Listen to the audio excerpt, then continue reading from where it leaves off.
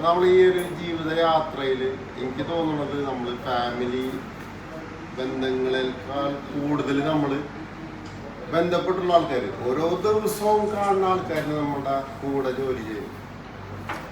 അപ്പൊ അവരിലൊരാൾ എന്നെ സംബന്ധിച്ചിടത്തോളം, ഞാൻ പ്രവീൺ, ഞങ്ങളൊക്കെ ജോലിക്ക് വരുമ്പോൾ ഞങ്ങളൊരു കൂട്ടം ആൾക്കാരാണ് ജോലിക്ക് വന്നു. അപ്പൊ ആ സമയത്ത് പ്രവീണൊക്കെ ഒരു 3 മാസം അല്ല, ഒരു 3 മാസത്തെ ഒരു വ്യത്യാസത്തിലാണ് പ്രവീൺ. അപ്പൊ നമ്മള് ആ ഒരു നമ്മൾക്ക് അവിടെ ഉള്ള ആൾക്കാരോടുള്ള എക്സ്പീരിയൻസും കാര്യങ്ങളൊക്കെ ചോദിക്കാൻ നമുക്ക് ഉണ്ടായിട്ടുള്ള ആൾക്കാരാണ് പ്രവീണും, അതുപോലെ തന്നെ ഹാജിയേട്ടനും, ഉദയകുമാർ, അങ്ങനെയുള്ള കുറച്ച് ആൾക്കാരൊക്കെ.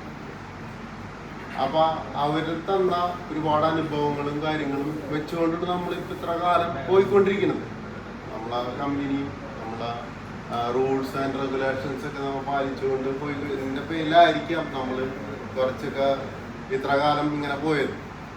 അപ്പൊ നമ്മളിൽപ്പെട്ട ഒരാള് അയാളുടെ ഒരു സർവീസ് അവസാനിപ്പിച്ച് പോവാന്ന് പറയുന്നത്, അത് ആ പോണ ആൾക്കാണ് അതിൻ്റെ ഒരു ഫീല്. നമുക്കിപ്പോൾ ഇനി ഇത്ര വർഷം സർവീസ് ഉണ്ടെന്നോ, നമുക്ക് ഇത്ര ദീർഘകാലം ഉണ്ടെന്നൊക്കെ നമ്മൾ കണക്കാക്കിയിരിക്കുന്ന ആൾക്കാരെ സംബന്ധിച്ചിടത്തോളം അത് നമ്മൾ ചിന്തിക്കൂല.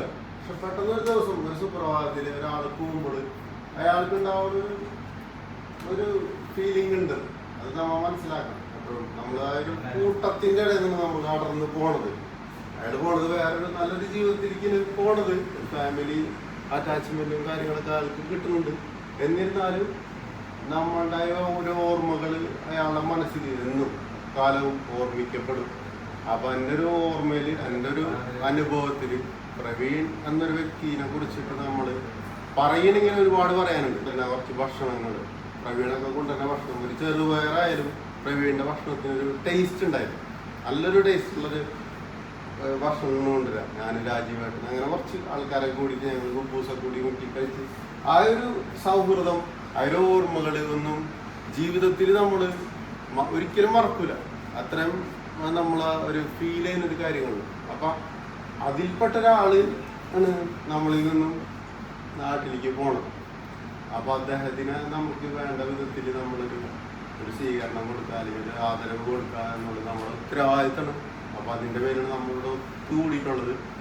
അപ്പോൾ അദ്ദേഹത്തിന് നമ്മളെ കൊണ്ടാകുന്ന ഒരു വലിയ ഉപഹാരം നമ്മൾ